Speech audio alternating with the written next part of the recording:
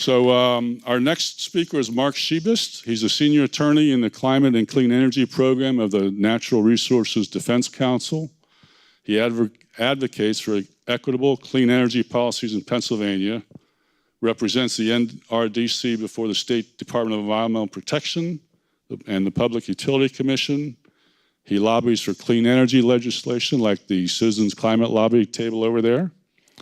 And he's going to give a report on clean jobs in PA. That was a really fantastic presentation. I think it really captured a lot of both the challenges and the opportunities that we're facing as a nation, as a planet, and as Pennsylvania and Butler County with respect to climate. These are the issues that I work on. I'm an attorney.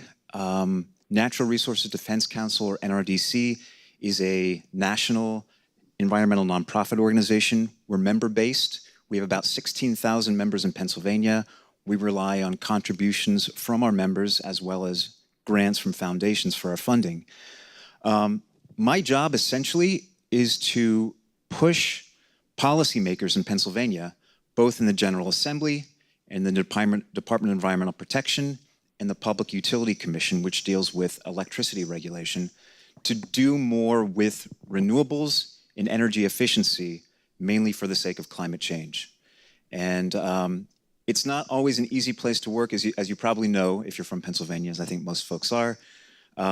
We're the second largest producer of natural gas. I think last year we were the third largest producer of coal. We're the second largest generator of nuclear power in the US after Illinois. And because all of those fuels are important and have strong political lobbies, they're all sort of very influential in Harrisburg, much more to date than the efficiency and renewables communities. So pushing for efficiency and renewables policy is a challenge, but obviously it's really, really important. That's what I try to do. I'm here today mostly as a substitute for my colleague Sharon Pillar, who works for E2, or Environmental Entrepreneurs. They're a partner organization of NRDC that focuses on clean energy jobs. Just a show of hands, how many people have heard in the last 5 to 10 years about natural gas related jobs in Pennsylvania? Have you heard as much about clean energy jobs, jobs in efficiency and renewables? Probably not, right. And that's because the state and the various organs, including like the Department of Labor and Industry, traditionally has done a lot more to promote fossil fuel jobs than to promote clean energy jobs. And that's sort of baked in institutionally in the way that statistics are compiled. It's been changing to some extent. In 2009, the American Reinvestment and Recovery Act actually created funding for states to do their own research into clean energy jobs. Pennsylvania did that at the time, but since the funding went away, the state hasn't done that. So E2 has worked to sort of step into the void and say, okay, these jobs matter. We need people to know about them, so we're going to start compiling data on them ourselves. So E2 has done these reports since 2016. The most recent one came out about 2 months ago. And we don't go out and count every single job. It's not sort of survey-based. We work with a firm called BW Energy Research, I think that's approximately the name, which uses various publicly available data from the Department of Energy, the federal and state labor bureaus, and then use various sorts of statistical analysis to figure out what jobs are in the clean energy sectors in Pennsylvania. This year, over 86,000 clean energy jobs in Pennsylvania, which for the record is a lot more than in the fossil fuel industries. And it's a 2% increase from the previous year. We are not at the very top, but pretty high up there in terms of clean energy jobs right now. We're number 11, with pretty good distribution among solar energy, wind energy.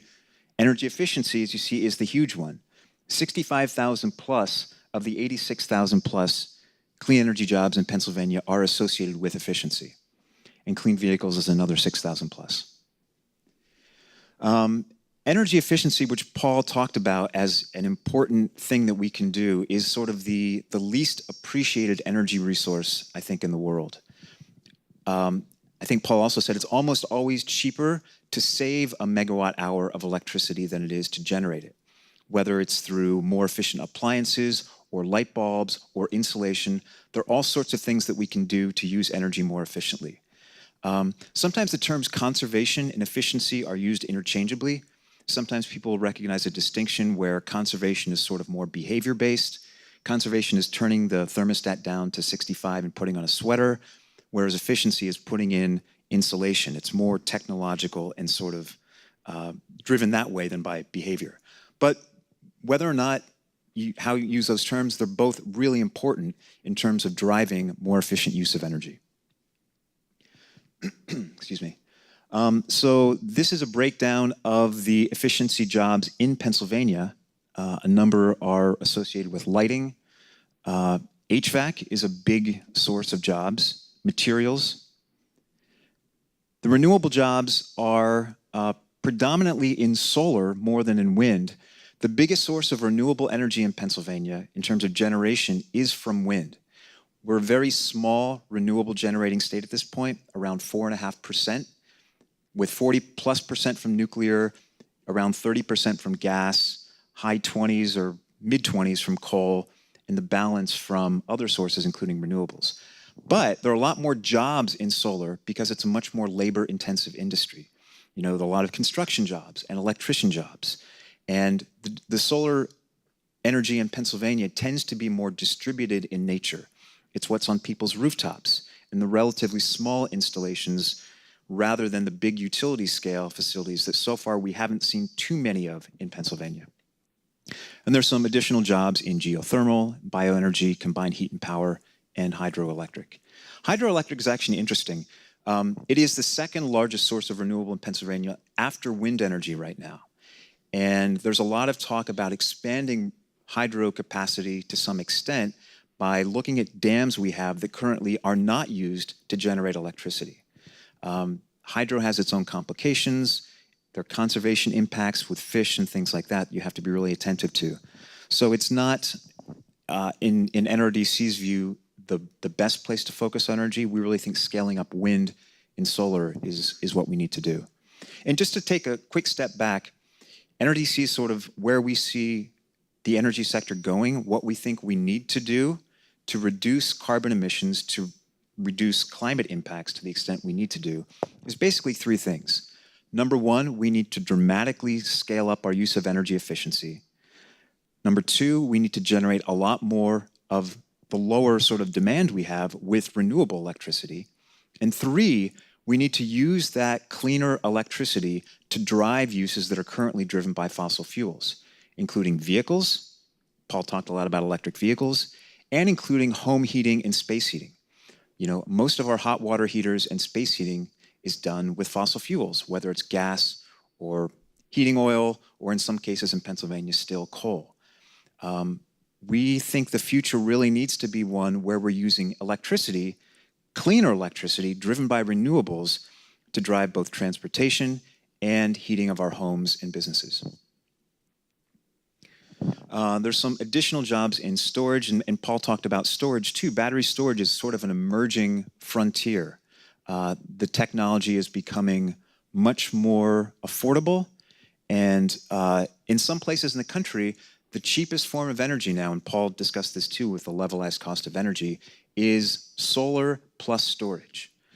One of the challenges in terms of energy costs, and this is where the sort of levelized term comes in, is that investment in renewables requires much more upfront. You save in the long term because there's no fuel costs. If you have a coal-fired power plant or a nuclear plant or a gas-fired power plant, well, gas costs money, coal costs money. The wind and solar resources don't. But to get the plant up off the ground, you need a relatively large upfront investment, which to some investors looking for a very quick turnaround makes those investments less attractive. And we're going to get into that in just a little bit. A quick slide on electric vehicles. This is an emerging area of importance in Pennsylvania. And there are different kinds of electric vehicles. I saw a number of people drove Priuses here in the parking lot. And so those hybrid vehicles are the ones that are most popular right now. There's an increasing push for entirely electric, battery electric vehicles. One of the big obstacles with electric vehicles to date has the so-called chicken and egg problem, where people don't want to buy the vehicles unless they have certainty they're going to be able to find a place to charge them. Oh, I don't know if I did that or... I have an extra battery. Okay.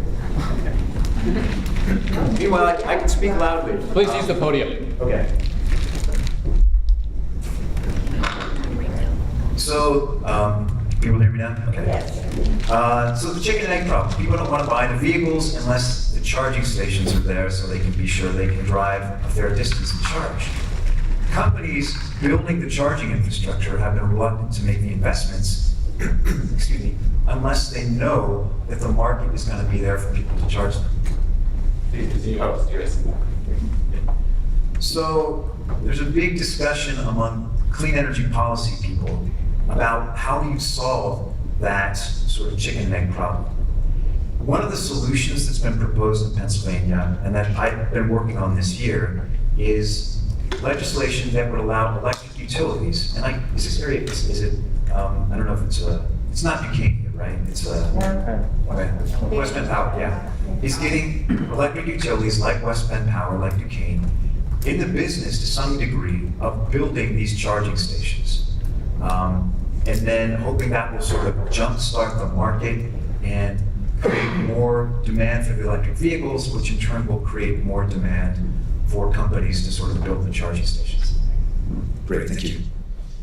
But meanwhile, yeah, the automobile industry is really looking to go towards electric vehicles.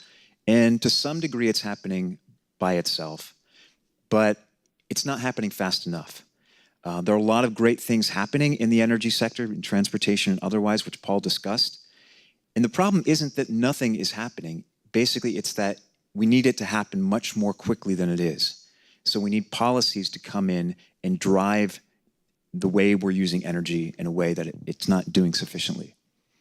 There are other, you see reference to natural gas vehicles and hydrogen and fuel cell vehicles. Despite all the natural gas we have in Pennsylvania, natural gas vehicles haven't taken off too much, except in some of the large-scale fleet applications.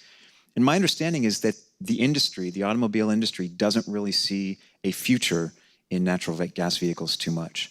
I have a brother who is a fuel engineer. He got his PhD at Penn State, and he works at Oak Ridge National Lab right now, basically on diesel fuels and building biodiesel and clean energy diesel applications. And he works often with the automobile companies in Detroit and yeah, talks a lot about electric vehicles, not so much about natural gas vehicles. But hydrogen, I had a conversation at an electric vehicle meeting in Philadelphia last week with a guy from SEPTA, the transit authority there, who's really excited about hydrogen, the potential for hydrogen vehicles. So there are all kinds of technology and there are all kinds of companies in this space trying to develop things.